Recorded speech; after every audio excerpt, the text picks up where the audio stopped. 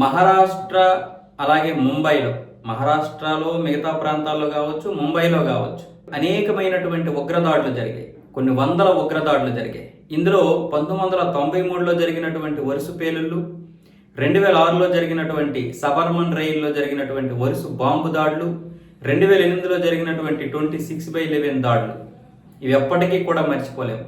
అయితే 2006లో జరిగినటువంటి దాడుల్లో 189 మంది అమాయకమైనటువంటి ప్రజలు ప్రాణాలు కోల్పోయారు. 800 మందికి పైగా ప్రజలు గాయపడ్డారు. కానీ ఇవన్నీ చెబుతున్నటువంటి నివేదికలన్నీ కూడా కొంతవరకు తప్పున్నట్లు తెలుస్తోంది. 200 మందికి పైగా చనిపోయినట్లుగా, అలాగే 1200 మందికి పైగా గాయపడినట్లుగా అప్పట్లో కొన్ని వార్తలు అయితే వచ్చాయి. కానీ ప్రభుత్వాలు మాత్రం ఈ లెక్కలే చెప్పాయి. పోనీ సరే, ఈ లెక్కలకైనా న్యాయం జరిగిందంటే అది లేదు. 2006లో జరిగినటువంటి ఈ దాడులకి ప్రత్యేక కోర్టు, అంటే ఈ దాడుల కోసం ప్రత్యేకంగా ఒక కోర్టుని ఏర్పాటు చేశారు. అందులో 12 మందిని అయితే దోషులుగా నిర్ధారించారు. ఈ 12 మందిని దోషులుగా నిర్ధారించి 5గురు ఏమొచ్చేసి బాంబులు అమర్చినట్లుగా తేలింది. ఈ 5గురికి ఉరిశిక్ష, అలాగే 7 మందికి ఏమొచ్చేసి యావజ్జీవ కారాగార శిక్ష విధించింది ఈ ప్రత్యేక కోర్టు.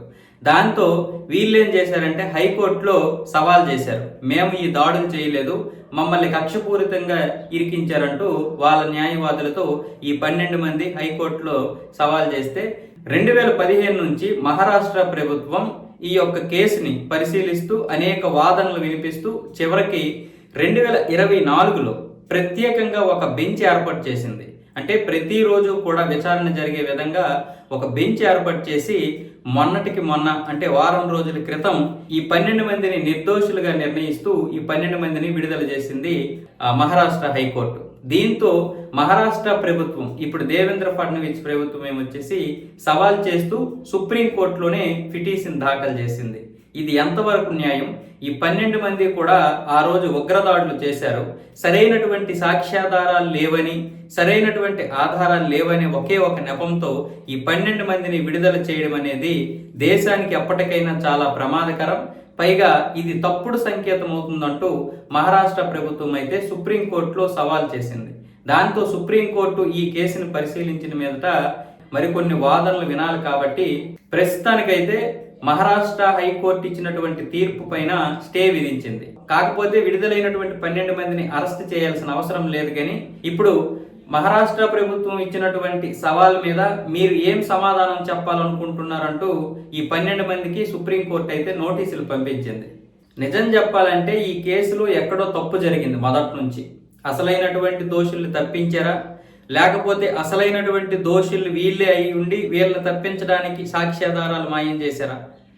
ఎందుకంటే ముంబైలో ఇలాంటివన్నీ కామనే. ఎందుకంటే 1993లో వరుస బాంబులు చేసినటువంటి దావుద్ ఇబ్రహీం, చోటా షకీల్ వీడెవడూ దొరకలేదు.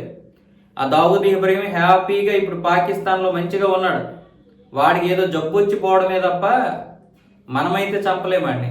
చివరికి 2 సార్లు వాడిని చంపడానికి అవకాశం వస్తే కాంగ్రెస్ ప్రభుత్వం ఏమొచ్చేసి వాడిని చంపనివ్వకుండా అడ్డుపడ్డారు.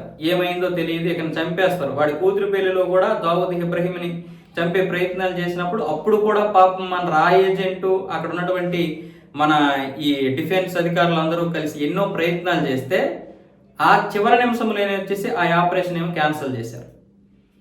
అది ఆపరేషన్ డీని క్యాన్సిల్ చేసి వీళ్ళందరినీ నిరాశపరిచారు. మరి ఆ రోజు వాడిని చంపలేదు, ఈ రోజుకి ఎవరు చంపలేకపోయారు. కాబట్టి ఇప్పుడు ఈ 12 మందికి అయినా సరే శిక్ష పడేలా లేదు. వీళ్ళు నిజంగా దోషులు కాకపోతే మరి అసలైనటువంటి దోషులు ఎవరు? మనం దోషులు పట్టుకోలేకపోవడమే ఇప్పుడు ఈ ప్రాణాలు పోయినటువంటి ఈ అమాయక ప్రజల యొక్క ఆత్మలకి మనం నిజంగా న్యాయం చేయనట్లే.